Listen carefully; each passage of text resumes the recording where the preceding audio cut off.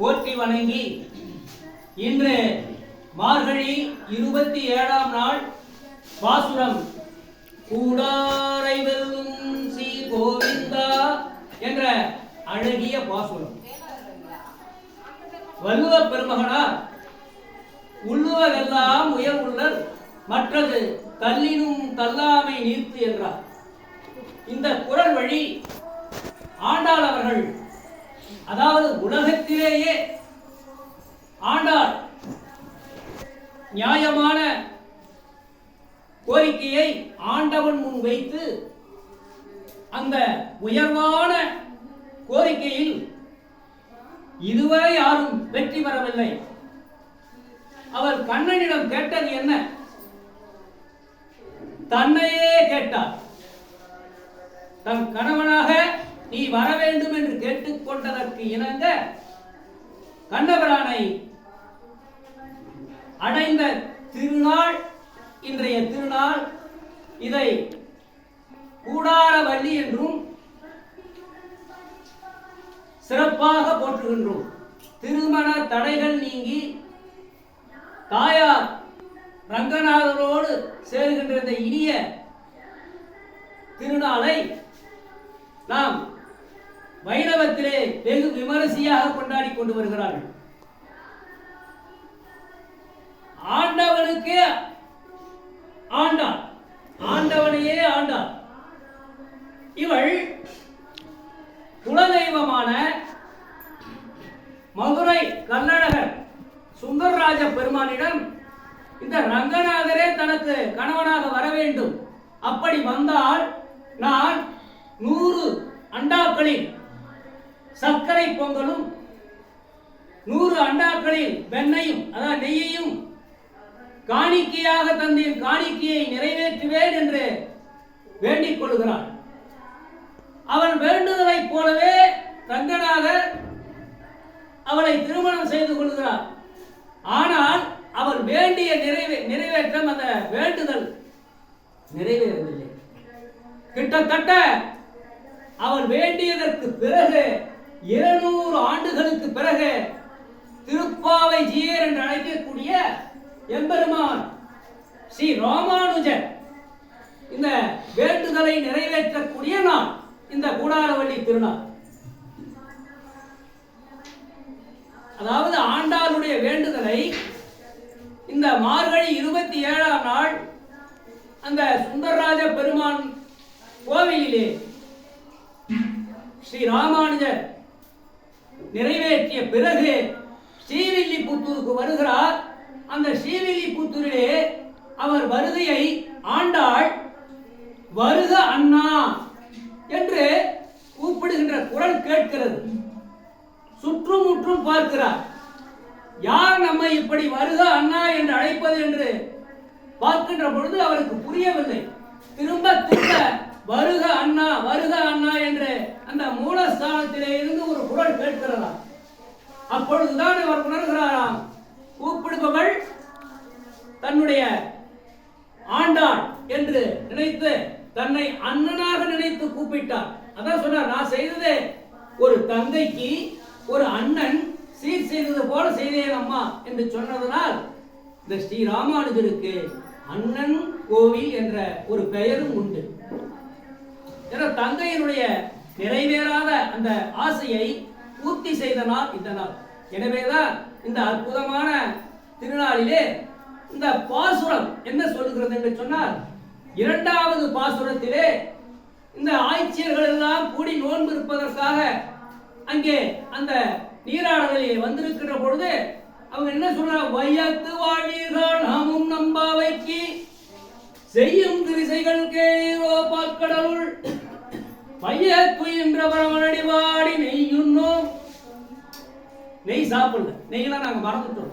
பால் உண்ணோம், பால் பொருள்.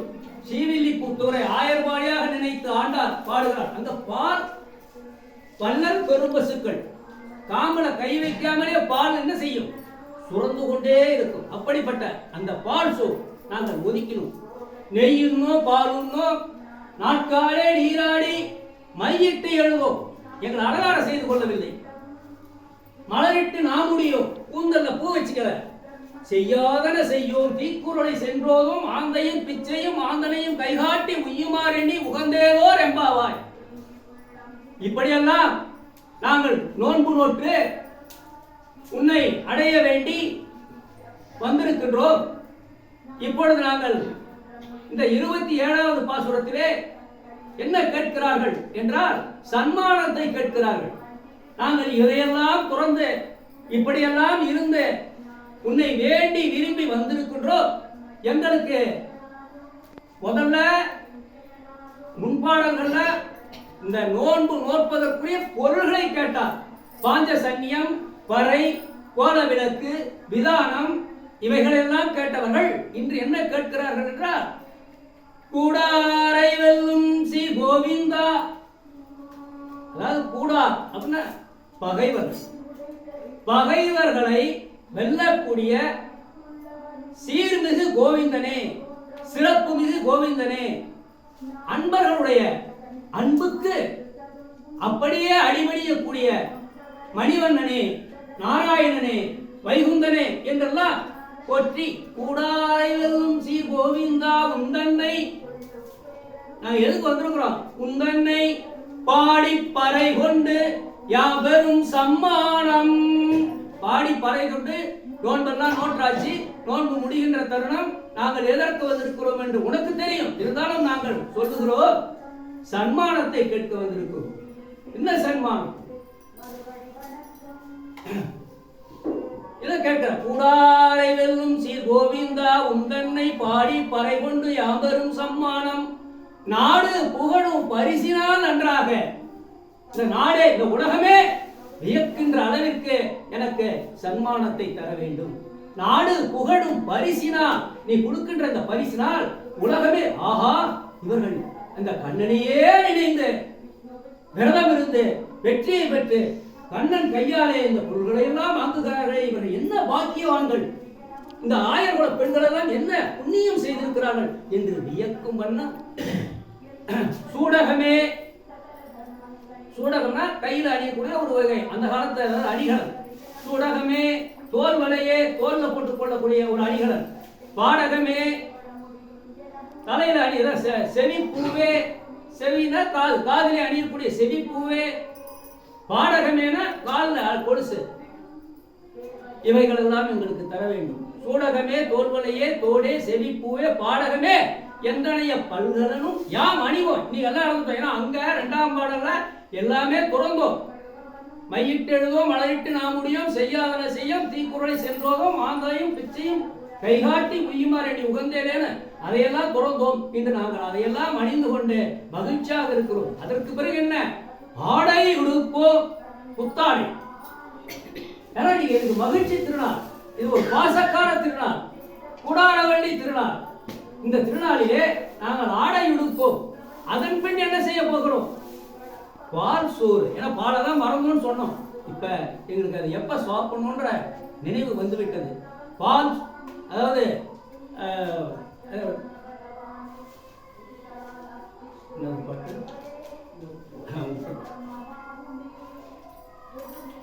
நெய்யும் பாசோறு. ஆடை உடுப்போம், அதன் பின்னே பாசோறு. மூட நெய் பெய்து முழங்கை வழிவார். அந்த பால் சோறு எப்படி இருக்க வேண்டும்? அப்படி எடுத்தோம்னா அந்த நெய், அந்த சாப்பாடு ஒரு கவனத்தை எடுத்தோம்னா அப்படி அந்த நெய் என்ன செய்ய வேண்டும்? இந்த முழங்கையெல்லாம் ஒழுக வேண்டும். அப்படிப்பட்ட சாதத்தை நாங்கள் சாப்பிட போகிறோம். இந்த மகிழ்ச்சியை நாங்கள் மட்டுமா கூடி எல்லோரும் சகோதர சகோதரிகளாக அனைவராலும் கூட்டப்பட்டு எல்லோரும், அதாவது பகிர்ந்த இன்பம் இரட்டிப்பாகும். ஒருத்தருக்கு நம்மளுடைய இன்பத்தை பகிர்ந்தோம்னா அது என்ன செய்யும்? அந்த இன்பம் பெருகும். பகிர்ந்த துன்பம் பாதியாகும். நம்ம கிட்ட நமக்கு ஒரு கவலை, உடனே நம்ம என்ன செய்வோம்? அவர்கள் தெரிஞ்சவங்க சொல்லும் போது, அப்பா இப்பதான் என் மனசு சுமையை இறக்கி வச்சேன், பாதி பாரம் குறைஞ்சது அப்படின்னா, அதை போல நாங்கள் எல்லாம் பகிர்ந்து எங்களது இன்பத்தை இங்கே நாங்கள் மகிழ்ச்சியாக கொண்டாட போகிறோம் என்று சொல்லி இந்த கூடாரவள்ளி திருவிழாவை இனிதாக கொண்டாட ஆய்ச்சியர்கள் கண்ணனிடம் வேண்டுகிறார்கள். இதுதான் அற்புதமான இந்த திருநாளிலே நம்ம ஏற்கனவே சொன்னது போல இந்த திருமண தடை மற்ற நம்முடைய நிறைவேறாத நல்ல கோரிக்கைகள். ஏன்னா ஒரு ஆண்டவனையே எனக்கு கணவனா வேண்டும் என்று 9ஆம் நூற்றாண்டிலே வாழ்ந்த ஆண்டாள் கேட்டு அதிலே வெற்றி பெற்றிருக்கிறார் என்று சொன்னால் நாம் நம்முடைய உண்மையான பக்தியால் அதாவது நம்முடைய நியாயமான கோரிக்கைகள் கடவுள் ஏற்றுக்கொண்டு அதை நிச்சயம் நிறைவேற்றுவார் என்பதை ஆண்டாள் நமக்கு இந்த பாசுரத்தின் வழியாக மிக தெளிவாக கூறியிருக்கிறார்.